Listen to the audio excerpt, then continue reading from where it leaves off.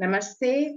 Welcoming you all to this very special session with People Baba. Now, let me tell the viewers that today morning, when I was talking to my 7-year-old daughter, and when I told her that I will be interviewing People Baba today, so she asked me, "Is he a Baba?" So I said, yes, he is a Baba because Baba is somebody who is a very respectable figure, a father figure, and जो बहुत अच्छा और respectable काम करते हैं. So let me tell the viewers that People Baba जो हैं, इन्होंने बहुत ही honorable और respectable काम किया है और आज तक इन्होंने 2 crores 27 lakh trees प्लांट किए हैं in 18 states and 202 districts of India, जिसमें से 1.25 crore trees people trees हैं. And this work he started when he was, I guess, 10 or 11 years old. So now I will request People Baba himself to please enlighten us. थोड़ा सा अपनी आपकी journey कैसे start हुई वो बताने के लिए. यस मैम, नमस्कार सबको। देखिए, ऐसा है कि जब हम 10 साल के थे तो एक स्कूल में पढ़ते थे, पूना में प्राइमरी स्कूल था, एलिमेंट्री स्कूल था वहाँ। तो हमारी एक टीचर थी वहाँ, मिस विलियम्स, और वो हमें बहुत सारी कहानियां सुनाया करती थी, बर्ड्स, बीज, बटरफ्लाईज, पॉलिनेटर्स के ऊपर, रिवर सिस्टम्स, हिमालयन। और उस जमाने में चौथी कक्षा में हम पढ़ते थे, we were studying in the 4th grade, and she would go on and on about South America, about African forests, about Kenya, Uganda, Tanzania, Nigeria. She would talk about Ghana, Congo, and इतना fascinating होता था सब कुछ। तो nutshell में ये हुआ कि एक साल उनकी जो शिक्षा पद्धति रही, जो उन्होंने जिस तरह से हमें पढ़ाया, एनवायरमेंट पे उन्होंने बहुत फोकस, पर्यावरण पे। So one Friday, it was 26th of January 1977, and we had a small Republic Day parade in our school. I just walked into the teacher's cabin and I asked her, "ma'am, मैं तो सिर्फ 10 साल का हूँ, ये बताइए कि मैं क्या कर सकता हूँ? As an individual मैं क्या कर सकता हूँ? देश की तो बात दूसरी है कि लोगों को ये करना चाहिए, बड़ों को ये करना चाहिए, मुझे बताइए मैं क्या कर सकता हूँ?" तो उन्होंने जो मुझे है गुरु मंत्र उस दिन दिया, उन्होंने कहा, देखो बेटा, एक चीज याद रखो, पेड़ों से कहानी शुरू होती है, पेड़ों पे खत्म होती है। पेड़ों से कहानी शुरू होती है, पेड़ों पे खत्म होती है। हम पेड़ों पे पहले रहते थे, पहले हमारे एंसेस्टर्स भी पेड़ों पे रहते थे, ठीक है। जो ग्रेट एप्स थे, चिंपैंजीज थे, हमारा डीएनए जो है 98.7% उन्हीं से मिलता है। तो हम पहले वहीं रहते थे, हमारी नाभि जुड़ी हुई है जंगलों से। लेकिन हम जंगलों को पीछे छोड़ आए और हम सिविलाइजेशन में हमने कंक्रीट के जंगल बना लिए।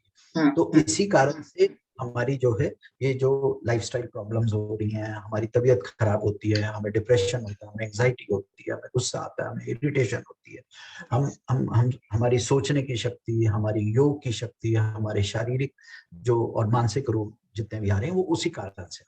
तो तुम पेड़ों पे फोकस करो, सो पेड़ों की संख्या को बढ़ाओ। उन्होंने बड़ा सिंपल सा टास्क दिया, पेड़ों की संख्या को बढ़ाओ, increase tree count of your country. बस उन्होंने इतना ही बोला, क्योंकि उन्होंने बोला कि उसी के कारण तुम्हारी बायोडाइवर्सिटी, तुम्हारा एवियन पॉपुलेशन, तुम्हारे पॉलिनेटर्स, तुम्हारा सब पॉपुलेशन उसी के ऊपर रहती है ना। तो तुम्हारे जानवर भी बढ़ेंगे, तुम्हारे हैबिटेट भी बढ़ेंगे। लेकिन अगर बेसिक पेड़ ही नहीं होगा तो ना तुम्हारी साइकिल होगी, ना तुम्हारा नॉइज पोल्यूशन कम होगा, ना तुम्हारा टेम्परेचर कम होगा, ना मतलब वो आप जानते हैं वो क्या। सो उन्होंने बहुत सिंपल शब्दों में कहा, एक चीज मैं आज भी अपना लगा के रखता हूँ, डायरियों में लिख कर रखता हूँ कि जो मैम ने कहा, पेड़ों से कहानी शुरू होती है, पेड़ों पे खत्म होती है। और अपने जीवन काल में जितनी कोशिश करके जो भी तुम कर सकते हो, पेड़ों की संख्या को बढ़ाओ, increase the tree count of the so that became my mantra. And then my grandmother, she used to live with us at that time, so उन्होंने मुझे इनकरेज किया कि फाइकस स्पीसीज के ऊपर काम करो। फाइकस में आपका पीपल आता है, आपका बेनियन आता है, आपका पिलखन आता है, आपका अंजीर, फिग, ये जो होते हैं ये कीस्टोन स्पीशीज बॉटनिकली इसको इसी से जंगल की रौनक होती है, इसी से बड़े बड़े और भी जो बायोडाइवर्सिटी को उससे लाभ मिलता है. So that is how. Okay, great to hear that. But why especially the people tree? You know, I have also been botany students till my graduation, but I know for sure it's a ficus species. But उससे ज़्यादा मुझे उतना ही पता है जितना commonly लोगों को myths हैं या जो भी stories हैं regarding people tree. So why so much of emphasis on planting a people tree? Yes, उसका ये हुआ कि नानी ने हमें ये एक्सप्लेन किया और बाद में हमारी टीचर्स ने भी किया और बाद में हम जिन किसानों के साथ और मालियों के साथ हमने अपनी कोचिंग ली कि कैसे करना है, मिट्टी के साथ कैसे काम करना है, खाद के साथ काम कैसे करना है, किस तरह से खुरपी पकड़नी है, किस तरह से डिगिंग टूल्स पकड़ने हैं, कितना पानी देना है, कब कब पानी देना है, उसको पाले से कैसे बचाना है, उसको गर्मी से कैसे बचाना है, उसको कहाँ से अप्रूव करके लाना है, उसकी नर्सरी कैसे बनाना है. तो वो जो बात थी वो ये थी, पीपल का पेड़ था उस समय, सड़कों का चौड़ाकरण हो रहा था, widening of the roads was taking place. India में सबसे ज्यादा जो पौधे काटे गए हैं, बड़े वाले पौधे, वो पीपल और नीम काटे गए क्योंकि देवर एवेन्यू ट्रीज. चाहे वो 1540-1545 का पीरियड जो था, शेरशाह सूरी ने जब जीटी रोड बनाई थी तो उन्होंने पीपल और नीम लगाया था उस पर.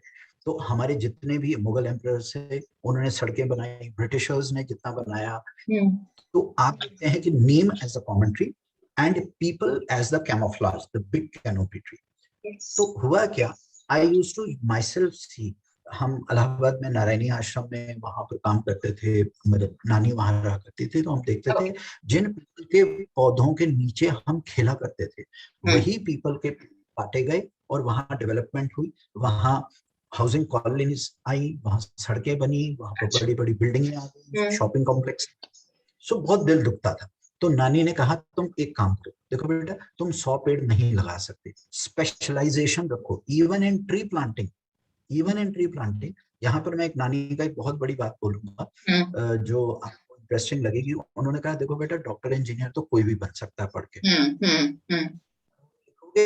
मेहनत करोगे, दिमाग तो वैसे भी ठीक है, तुम्हारे फादर भी डॉक्टर हैं, तुम अच्छी फैमिली से, तुम डॉक्टर इंजीनियर बन जाओगे, चार्टर्ड अकाउंटेंट, बिजनेसमैन तो कोई भी बन जाएगा. फुल टाइम ट्री प्लांटर नहीं है, फुल टाइम ट्री प्लांटर नहीं है, फुल टाइम कोई, अच्छा फुल टाइम फार्मर भी होते हैं, फुल टाइम माली भी होता है ना, लेकिन कोई जंगलों के लिए फुल टाइम काम नहीं करता, बड़े बड़े कैनोपी ट्रीज के लिए कोई काम नहीं कर रहा, ये बेटा तुम करो.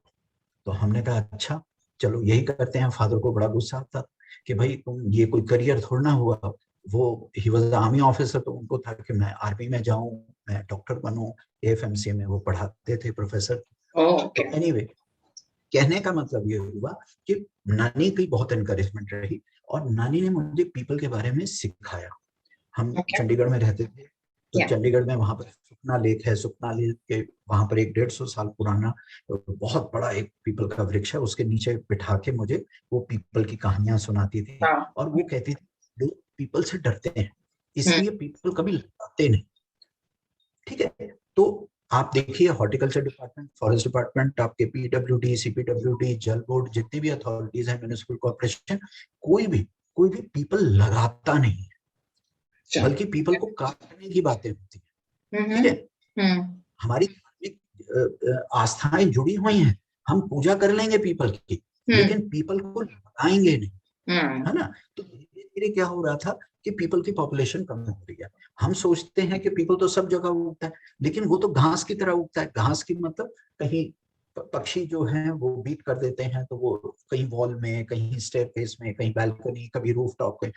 सो उन्होंने मुझे एक बात कही कि you become the first man on the planet to extract peepal plants, raise them in the nursery, nourish them for 1 year, and then find the right address for them, find the appropriate place and space for them in the in under the open sky, and plant them properly and take care of it for the next 3 years and make sure that it becomes a tree. It becomes a tree. क्योंकि उस पेड़ पे it is a micro ecosystem. आपका जो people का वृक्ष है वो सरताज पेड़ है, वो महाराज पेड़ है, वो प्रधान पेड़ है, वो है तो जंगल है, वो है तो 40 प्रकार के पक्षी उसके ऊपर वास करते हैं, वो है तो बीज, वॉस्प्स, बटरफ्लाईज, मतलब बहुत बड़ी उसके पीछे साइंस है। You as a botany student, Yes. तो people was like a flagship thing for. ऐसा नहीं है, मैंने 74 लाख नीम ट्रीज भी लगाए, मैंने शीशम बहुत लगाया, मैंने जामुन बहुत लगाया, लेकिन एक जैसे होता ना, आप एक झंडा पकड़ लेते हैं, आप एक एक एक चीज कोई जो है, क्यों? क्योंकि जब हम जाते थे तो अगर हम लोगों को जाके वहां पे बड़ी बड़ी बातें करेंगे बायोडाइवर्सिटी के बारे में, और ये स्पीशीज लगाएंगे, हम कहेंगे जी डेलबर्ग या सिसु लगा रहे हैं, हम शीशम लगा रहे हैं, वो लगा रहे हैं, वो कहे जी क्यों लगा रहे हैं। जैसे हम पीपल बोलते हैं या नीम बोलते हैं, पीपल अंडरस्टैंड। इंडियन कॉन्टेक्स्ट में लोगों, सब बच्चों को भी पता है पीपल क्या होता है। Yes. हर इंसान को, रिक्शा वाले को, ऑटो वाले को, बिल्कुल। डॉक्टर को, इंजीनियर को, अनपढ़ को, पढ़े लिखे को, सबको मालूम है पीपल और नीम क्या होता है। हाँ जी। तो उनसे बात शुरू करने के लिए, so as a communication thing, as a communication platform, we first started with the people tree, and I ended up in September 2010 I completed planting 1 crore 25 lakh, मतलब 1.25 करोड़ हमने पीपल लगाए। और नानी ने वैसे भी कहा था कि मरना मत जब तक 1.25 करोड़ पीपल पूरे ना हो जाए। तो जिस दिन वो कंप्लीट हुए, it is then that I got the national award. वो कुछ हुआ था, रिलायंस वालों का एक था, and that is John Abraham, जिन्होंने मुझे कहा कि आप एक संस्था बनाइए, आप इस तरह से अकेले काम करते हैं लोगों के साथ, स्कूल कॉलेजेस के साथ, लेकिन तो that is when we created give me trees trust. It is all with the blessings of John Abraham and mister Mike Pandey that we created give me trees trust. अब तो 16,000 लोग हमारे साथ। That's incredible. Okay, great. I think ये जो ecosystem वाली आपने बात कही कि एक जो ट्री होता है, एक बड़ा ट्री जो होता है, it's a complete ecosystem in itself. I think yes, it's very true. Apart from that, tree से और भी कुछ बेनिफिट्स, मतलब ऑक्सीजन का तो है ही है, कुछ और क्या बेनिफिट एज ह्यूमन बीइंग्स के लिए? बहुत अच्छा क्वेश्चन है। ऑक्सीजन बड़ी कॉमन चीज है, छाया देता है बहुत कॉमन चीज है, ठंडक देता है बहुत, चलो ये भी समझ आती लोगों को। You need to understand one thing, ये हम जितनी बातें कर रहे हैं ना ग्लोबल वार्मिंग की, क्लाइमेट चेंज की, रिमेंबर वन थिंग, मैं आपको एक शब्द देता हूँ, पेड़ आपका, दो वर्ड्स याद रखना, ये भी हमें गोदी में बिठा के हमारी नानी ही समझाया करती थी। पेड़ जो है थर्मोस्टेट होता है, थर्मोस्टेट पूरे प्लेनेट का।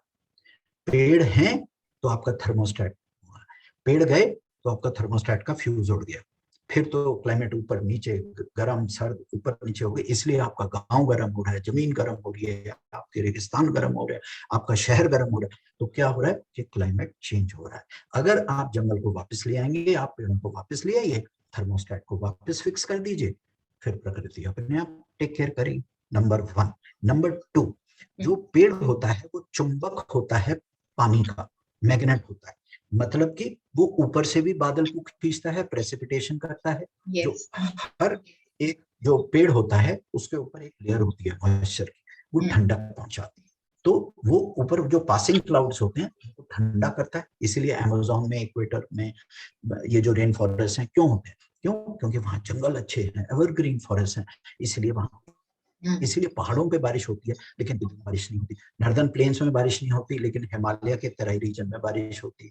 तो जहां ग्रीनरी होगी वहां बारिश होगी, जहां ग्रीनरी होगी वहां की हाइड्रोलॉजी अच्छी होगी, जहां अच्छे जंगल होंगे वहां से नदियां बहेंगी, जहां अच्छे पहाड़ और जंगल होंगे वहां से झरने बहेंगे, बाकी रेगिस्तान हो गया, सब गर्म हो गया। तो इट इज सो सिंपल। तो 2 शब्द हमेशा याद रखिए, एक पेड़ जो है चुंबक है मॉइस्चर का, चुंबक है पानी का, नीचे से भी ग्राउंड वाटर को ऊपर खींचता है। आपके तालाब खराब हो रहे हैं, आपके लेक्स खराब हो रही हैं, आपके कुएं सूख रहे हैं, आप कुएं के पास, मैं आपको एक एक्सपेरिमेंट आपको बताऊं, हमने तो राजस्थान हरियाणा में बहुत किया है इसलिए हम कह रहे हैं, पंजाब में आप कुआं, जो कुआं सूख गया है, आप उसके बड़ के पेड़, बैनियन, फाइकस जो आपका है, और फाइकस रिलिजियोसा जिसको हम पीपल बोलते हैं, आप लगाइए। आपको स्टैम्प पेपर पे लिख कर दे रहा हूं कि 2 से 3 साल में वहां पानी आ जाता है। अब क्यों आता है, वो बहुत बड़ी केमिस्ट्री, बहुत बड़ी फिजिक्स है, बहुत बड़ी साइंस है, बहुत बड़ी, लेकिन वो है, वो है, ये मैजिक है। We have to understand this. तो पेड़ जहां पर होंगे वहां पानी अपने आप आता है ना। तो इसीलिए आज जो इतना बड़ा हमारा ग्राउंड वाटर क्राइसिस पूरा अर्बन एरियाज में चल रहा है पूरे इंडिया में, वो इसीलिए है कि हमारा ट्री कवर चला गया, हमारी ग्रीन कैनोपी चली गई, हमारे जो पेड़ों की संख्या हमारी प्रोपोर्शन टू हमारी पॉपुलेशन होनी चाहिए। India needs 50% cover, tree cover. Right now our tree cover is only at 8%, 8%। हम फॉरेस्ट एरिया डिफाइन करते हैं 20% प्लस, वो ठीक है, वो तो डिपार्टमेंट कहता है, वो तो फॉरेस्ट डिपार्टमेंट कहता है कि वो है, उसमें ओपन स्पेसेस भी आती हैं, वो भी है। लेकिन जो आपका ट्री कवर है वो कम से कम 33 to 40% के बीच में होगा। बाकी वेटलैंड्स होने चाहिए, बाकी वाटर बॉडीज होने, तब जाके चीजें नॉर्मल होंगी, तब जाके चीजें नॉर्मल होंगी। Absolutely, very well said। जो ये रहा लास्ट 2 years से, आई थिंक जिस क्राइसिस में हम लोग सब हैं, और उससे पहले से आई थिंक पोल्यूशन का भी एक बहुत मेजर क्राइसिस स्टार्ट हो गया था। So I would like to ask you, because आपने तो अपना काम आई थिंक जारी रखा इस टाइम में भी, सो हाउ डिफिकल्ट या इजी था आपके लिए इस पीरियड में काम करना? ये पीरियड में हमने सबसे ज्यादा मैक्सिमम काम किया। It became very easy for us, क्योंकि कोई डिस्टर्बेंस नहीं थी, ना सड़कों पे ट्रैफिक था, ना कोई रोकने वाला था। अगर कोई पुलिस वाला कहता भी था कि रोकता भी था कि भाई कहाँ जा रहे हो, कर्फ्यू लगा हुआ है, तो हम उसको हमारी मोटरसाइकिल स्कूटर पे हम उसको फावड़ा, अपने पौधे, अपना पानी दिखा देते थे, कहते सर ये है, हम तो पौधे लगाने जा रहे हैं। घर में बैठे बैठे क्या करते, पौधे लगाने, कहते अच्छा मास्क पहन लेना, लेकिन भाई साहब जरा जल्दी से लगा के घर चले जाना। तो हम लोग अपना लगाते रहते सारा दिन, तो हमें तो कोई प्रॉब्लम नहीं। इनफैक्ट हमारी पूरी की पूरी ग्राउंड टीम ने काम किया, हमारी पूरी ऑर्गेनाइजेशन के हमारे सारे वॉलंटियर्स एक्टिव रहे। हम लोगों ने कई रूफटॉप टेरेसेस, बैल्कनी गार्डन्स, हमने गार्डनिंग को वो किया, ऑनलाइन सेशंस लिए हमने, कई स्कूल्स में वो किया। In fact it was one of the best periods for Gimmitree Trust, and it was one of the best and booming periods for us कि लोग अपना सब काम छोड़ के हमारे को सुनने, लेकिन हमारी बात ही कौन सुनता है, नहीं तो पेड़ वो कहते हैं सर आप करते रहते हो, लोगों पर टाइम ही नहीं होता इन चीजों का। तो कोरोना महाराज जी का बहुत बहुत हम धन्यवाद करते हैं, कृपा करते हैं इन अ पॉजिटिव सेंस, कि उन्होंने एनवायरमेंट के प्रति जो है हमें लोगों को टाइम दिया, और उन्होंने हमारी बात को सुना और बहुत सारा एक्शन ग्राउंड पे टेंजिबल आउटपुट दिखाया। ओके, आई थिंक ये बहुत यू सेड इट राइटली कि इस टाइम में, और हम लोग सबने nature as well as trees की इम्पोर्टेंस भी रियलाइज करी। I'll just talk a little about myself because I live in the concrete jungle of Gurgaon, but I live in a corner where, you know, there are 2 people trees, 2 neem trees, and it's like a canopy, and where I stay. तो इन 2 सालों में भी, और शायद मुझे ऐसा लगा कि I've never observed those trees as closely as I did during this time, and yes, they are a complete ecosystem in themselves। और उनको शायद देख देख के मुझे कभी भी किसी कहना चाहिए कोई स्ट्रेस या मेंटल ऐसा, in spite of it being such a tough time, इस चीज का I never felt like that। So trees से अगर हम connect होते हैं, so I think एक mental level पे भी it's quite beneficial for us as human beings। What do you have to say, People Baba, on that? Yes, absolutely। अगर गौतम बुद्धा जो थे, सिद्धार्थ जो थे एम्परर, और महावीर जी जो थे, या नानक थे, या कृष्ण ने जी भी अपने प्राण पीपल के नीचे त्यागे, आप जितने भी ऋषि मुनियों को देखो, कोई भी ऋषि मुनि रेगिस्तान में नहीं जाके, कोई राजस्थान के थार डेजर्ट में नहीं होता था, वो जंगलों में ही जाते थे। क्यों जाते थे? क्योंकि पेड़ों की जो वाइब्रेशंस होती है ना, वो हमारे एंसेस्टर्स हैं, जैसे हमारे माँ बाप हैं, हमारे दादा परदादा, हमारे वो हैं, इन्हीं से तो हम आए हैं। वही वाली बात आ गई ना मैडम वाली, पेड़ों से कहानी शुरू होती है, पेड़ों पे खत्म होती है। तो आप अगर उन, they are our real home. अगर आप अवतार, वो जो ऑस्कर विनिंग मूवी देखें आप, उसमें क्या बोलते हैं, वो मदर ट्री की बात करते हैं। The more you are with the tree, the more you are with the plants, the more you are with gardening, the more you are with chlorophyll, the more you are with the green content, the more you are safe, because nature has given birth to you. Nature will take care of you. इसीलिए तो उसको mother nature बोलते हैं।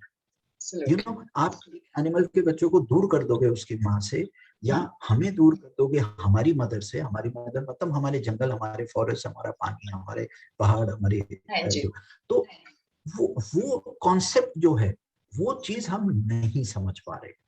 हम नहीं समझ रहे। हम किताबों में, पोइट्री में, नैरेटिव में, हम वो उसमें टेक्स्ट में और थोड़ा इंस्टाग्राम पे और पोस्टर पे डाल देते हैं, हाँ जी mother nature, mother nature, mother nature, save mother nature. लेकिन हमें बात नहीं समझ आई। हम क्यों? क्योंकि आपने मिट्टी में काम ही नहीं किया। आप जब तक मिट्टी के साथ काम नहीं करेंगे, पौधों के साथ काम नहीं करेंगे, चिड़ियाओं के साथ काम नहीं करेंगे, पानी के साथ काम नहीं करेंगे, एयर, वाटर एंड सॉइल के साथ काम नहीं करेंगे, आपको वो लगाव, वो सेंसेशन, वो फीलिंग, वो बॉन्डिंग वो आएगी ही नहीं, वो मैजिक होगा ही नहीं। आपको खुद थोड़ा तो हाथ अर्थिंग करनी पड़ेगी अपने हाथों के साथ। बहुत absolutely well said. And ironical thing is this कि we are a country of very strong beliefs around nature, but हमारे यहाँ ही I think it's such a worse situation with regard to trees and deforestation. So what do you say कि कैसे हो रहा है ये सब? अच्छा, ये इसलिए हो रहा है, देखिए ऐसा है, एक गवर्नेंस मॉडल है हमारा, ठीक है। It's got nothing to do with one person, two persons and one particular type of political party or something. ऐसा नहीं, मैं एक टोटल गवर्नेंस मॉडल की बात कर रहा हूँ। अब आप देखो कि जो हेड हैं वो एनवायरमेंटलिस्ट थे, इस वक्त जर्मनी के जो हैं वो एनवायरमेंटलिस्ट थे, न्यूजीलैंड की जो प्राइम मिनिस्टर है वो एनवायरमेंट एक्टिविस्ट थी, ठीक है।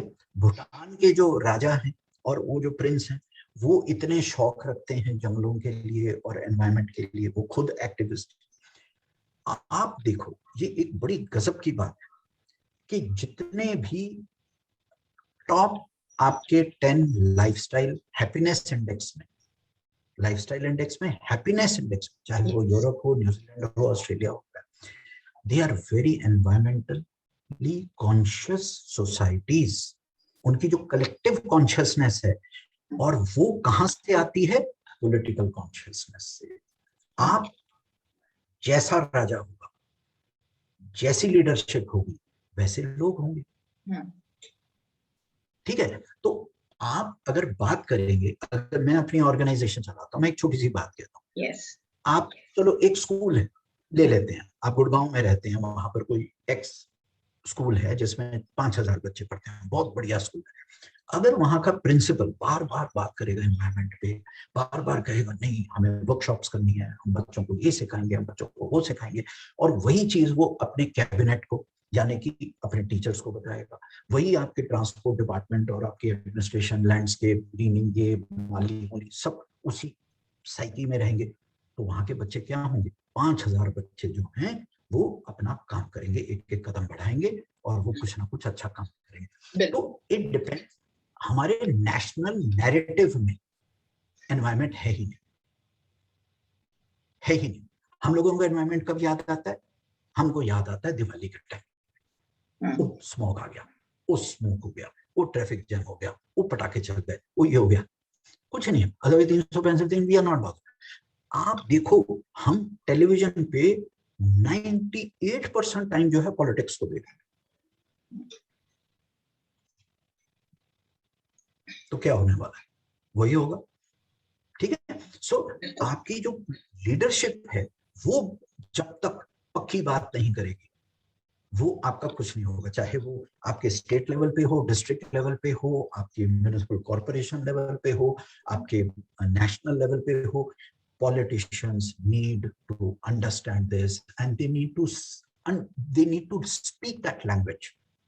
सिर्फ 2-4 स्कूल टीचरों के कहने से, 2-4 एनवायरमेंटलिस्ट के कहने से, 5-10 स्कूल वर्कशॉप्स होने से, इंस्टाग्राम पे I love mother earth, I love nature, I love this, nothing to, ये टाइम पास है. This is floating whole thing. आप ग्लोबल समिट्स करते हैं, आप वो करते हैं. आप हमारे देश में क्या हो रहा है? हमारे देश में आप एनक्रोचमेंट तक तो हटा नहीं पा रहे. एनक्रोचमेंट आपकी सारी की सारी ग्रीन बेल्ट्स है, क्योंकि हम तो पूरा हिंदुस्तान घूमते हैं, सारी ग्रीन बेल्ट्स आपकी खत्म हो रही हैं, सारी की सारी. इतना प्यारा कॉन्सेप्ट है कि एक सड़क के 30 metre left flank, 30 metre right flank पे ग्रीन बेल्ट होनी चाहिए. अगर आप सिर्फ ग्रीन बेल्ट भी बचा लोगे तो बहुत कुछ बच जाएगा. फॉरेस्ट आपके कम होते जा रहे हैं, फॉरेस्ट एरिया कम होता जा रहा है. वो ठीक है, हम बोल देते हैं फाइलों में कि हमारा फॉरेस्ट बढ़ गया, हमारा ये बढ़ गया. हम जानते हैं क्या हो रहा है. ठीक है, आपका एग्रीकल्चर लैंड कम होता जा रहा है. Even agriculture is part of environment, है ना. तो हम पराली तक जैसी एक छोटी सी समस्या पराली की, जो कि पॉलिटिकली बड़े प्यार से, बड़े प्रेम से, बड़े आराम से, आप किसान कोई बेवकूफ थोड़ा, किसान से आप बात करेंगे पराली के बारे में, वो डेफिनेटली उस चीज को रिजॉल्व करेगा. लेकिन थोड़ा सा उसको सिखाइए, ट्रेनिंग दीजिए, स्किलिंग कीजिए, उसको बताइए कि आप ये वाला सोल्यूशन डालिए, इससे बायो कंपोस्टिंग होगी. आप उसको you need to engage them. So मेरा कहने का मतलब ये है, हम इसलिए नहीं कर पा रहे क्योंकि हमारी सारी की सारी नॉलेज शास्त्रों में रह गई और एकेडमिक्स डिस्कशंस में रह गई. हाँ जी. अच्छा, हम एनवायरनमेंट की भी बात करते हैं. कितने लोग हैं जो जमीन पे काम कर रहे हैं? हमें लोग बहुत बुलाते हैं कॉन्फ्रेंसेस वगैरह में. हम जाके उनसे ये एक ही क्वेश्चन पूछते हैं कि भाई साहब एक बात बताइए, आपने पीएचडी कर ली, आपने ये कर लिया, आपने एमएससी कर ली, आपने येल यूनिवर्सिटी से कर ली, आपने केलॉग्स यूनिवर्सिटी से कर ली, मुझे एक बात बताइए, पेड़ कितने उगाए आपने, या आपने गमले कितने उगाए? आप क्या जानते हैं? बीज कभी हाथ में लेके देखा? कभी नदी में डुबकी लगाई? कभी गोबर के साथ काम किया? कभी गाय को चराने लेके गए? कभी आपको क्या एक्शन में क्या है? What is it that you are really doing for environment? What are you really actual output क्या है? अब जैसे हमारी टीम भी है, वो भी कहते हैं अच्छा जी हम लोग ये करेंगे, हम वर्कशॉप करेंगे. मैं कहता don't give me that bullshit. मुझे ये बताइए, मंडे टू फ्राइडे में आपके कितने पेड़ों की संख्या बढ़ी? मैं वही क्वेश्चन पूछता हूँ जो मेरी मैडम, मेरी नानी आज से 45 साल पहले पूछती थी. ये बताओ काम क्या? और पौधा लगाया तो ये मत बताओ पौधा लगाया, ये बताओ 1 साल बाद वो जिंदा है या नहीं, उस पे फेंसिंग हुई कि नहीं, खाद डाली कि नहीं, उसकी गुड़ाई हुई कि नहीं, उसकी वीडिंग हुई कि नहीं, उसकी टेक केयर हुई कि नहीं, उसमें अगर कोई कीड़ा लगा तो आपने उसमें क्या उसका सोल्यूशन ढूंढा, उसकी रिप्लेसमेंट हुई कि नहीं, वो बीमार था, आपने क्या सोल्यूशन दिया. This is what you need to do in environment, not just sit there and discuss and policy बना ली, पॉलिसी फ्रेमवर्क बना लिया, लेजिस्लेशन पास कर दी, फॉरेन कंट्री में जाके बड़ी बड़ी बातें हो गई. कोई भी सारे सब यही कर रहे हैं. मतलब मैं सबका वो कह रहा हूँ. I am not disrespecting anybody, I am only appealing to the political leadership and the civil society top leadership. मैं जानता हूँ आपका ये प्रोग्राम जो है बहुत अच्छे अच्छे लोग सुनेंगे इस चीज को. Let's walk the talk. जो हम कह रहे हैं उसको जमीन पे उतारिए, उसको जमीन पे उतारिए एंड ऑडिट कीजिए, उसको वेरीफाई कीजिए, उसको बनाइए, उसको खड़ा कीजिए जमीन के ऊपर. और ये जो सबसे बड़ा इशू इस वक्त हिंदुस्तान में है, मैं आपको बता रहा हूं, मैं इसको बहुत सिंपल वे से आपको समझाने की कोशिश कर रहा हूं. That is encroachment. जंगल का एनक्रोचमेंट है, का ग्रीन बेल्ट्स की एनक्रोचमेंट है, आपके फॉरेस्ट फ्रिंजेस की एनक्रोचमेंट है, आपके लेपर्ड कंट्री की एनक्रोचमेंट्स हैं, आपकी टाइगर कंट्री. क्योंकि मैं ट्रैवल करता हूँ, तो मुझसे तो कोई बात करने की कोशिश करता है, मैं तो उनको नक्शों के साथ सारी बातें बताता हूँ, एड्रेस के साथ बताता हूँ, क्योंकि I have travelled more than 16,80,000 kilometers on my motorcycle in the past 27 years just to for so, and we have worked in North India, we have worked in Northeast, we have worked in Gujarat, we have worked in South India, so we know what we are saying. Encroachment is the biggest problem. The moment you remove encroachment, मैं आपको एक बहुत बड़ी और बात बताऊंगा. This is where मैं फिर विराम दूंगा अपनी बात को. अगर आप सिर्फ encroachment हटा दें और जो आपका एग्जिस्टिंग नेचर है उसको प्रोटेक्ट कर लें। आपको एक भी पौधा लगाने की जरूरत नहीं है। You don't need a people, you don't need environment place, you don't need, क्यों, nature will take care of itself. हाँ, बिल्कुल। हम जंगल नहीं बनाते मैम, हम तो सिर्फ दक होते हैं, पौधा उसमें बिठाते हैं और उसकी 3 साल सेवा करते हैं। जंगल तो परमात्मा बनाता है। Nobody can create a forest. जैसे लोग बहुत कहते हैं हमने जी मियावाकी फॉरेस्ट बनाया हमने, मैं कहा प्लीज डोंट से, यू से हमने मियावाकी प्रिंसिपल्स को फॉलो करते हुए हमने लैंड के ऊपर काम किया। फॉरेस्ट बनाना गॉड का काम है। Forest is magic. Forest is when it's like theatre, you know, the whole magic comes together, the birds come, the insects come, वो एक मैजिक है, वो only God can do it, only nature can do it. हाँ, हम सिर्फ एक human intervention के साथ कुछ कॉन्क्रीट चीजें हम जमीन पे उतार सकते हैं, and that should be countable, it should be verifiable, it should be auditable, it should be solid, and it should make sense, and it should actually contribute something positive. And साथ के साथ सबसे ज्यादा इसलिए मैं बड़ों के साथ अपना टाइम वेस्ट ज्यादा नहीं करता, मैं छोटे बच्चों के साथ काम करता हूँ, प्राइमरी स्टूडेंट्स। क्यों? क्योंकि मैं भी 10 साल का था।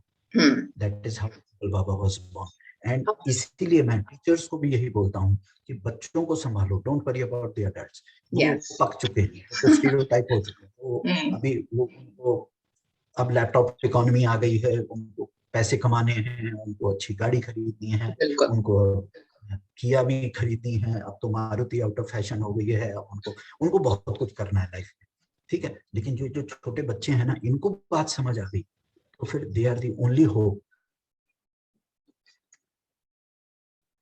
यस, अगर हमने कुछ सॉलिड कर लिया इसमें तो ठीक है, otherwise I don't think so there is any U turn. And my grandmother and my teacher used to say one thing, वो हमेशा कहते थे 2020 में कुछ ऐसी डिजीजेस आएंगी, और मैंने ये 2017 के टेड टॉक में ये बात बोली है। दिल्ली में टेड टॉक हुआ था, टेडेक्स था, तो मैंने स्टेज पे खड़े होकर ये बात बोली कि मेरी नानी और मेरी टीचर बोला करती थी कि 2020 में और 2030 में we will lose 70% of the population। आप गूगल पे जाके, यूट्यूब पे जाके वो टेड टॉक सुन सकते हैं। ये मैंने 3 साल पहले बात बोली, 3 years before the virus came, and you just see what is happening। yes, and this is only and only because we did not respect our trees, we did not respect our environment, and that is why हमने habitat बदल दिया। Virus की कोई कसूर नहीं है, virus तो बेचारा रह ही रहा था चाइना के जंगलों में, वायरस तो ऑलरेडी वो के साथ रह रहा था, हमने उसका कंपल्सरी जंगल खराब करके हमने उसका हैबिटेट बदल दिया। अब वो वायरस कहाँ जाए, उसका बेचारे का आपने आधार कार्ड ही बदल दिया, उसका था आपने पासपोर्ट एड्रेस बदल दिया, आपने ह्यूमन बींग्स के अंदर ले आए। अब बेचारा वायरस अब 3-4 साल घूमेगा हमारे में, अब जितना खा सकता है वो खाएगा, फिर वो कुछ ही और ढूंढेगा। भाई this is evolution, this is nature. बिल्कुल। So nature will give back if we don't respect. I think such wonderful words from you people, Baba. So thankful to you for enlightening us actual ground realities और situation बताने के लिए और sensitize करने के लिए हमको कि we need to respect nature, trees, and especially आपने जो ground level पे काम किया है, so thank you so much for talking to us today।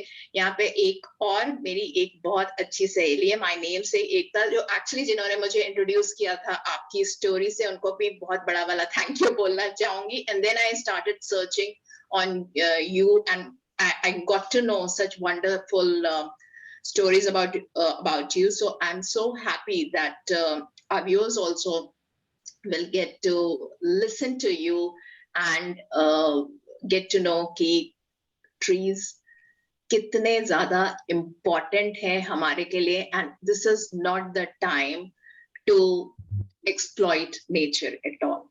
So thank you once again for talking to us today. Thank you. It was a pleasure. Thank you.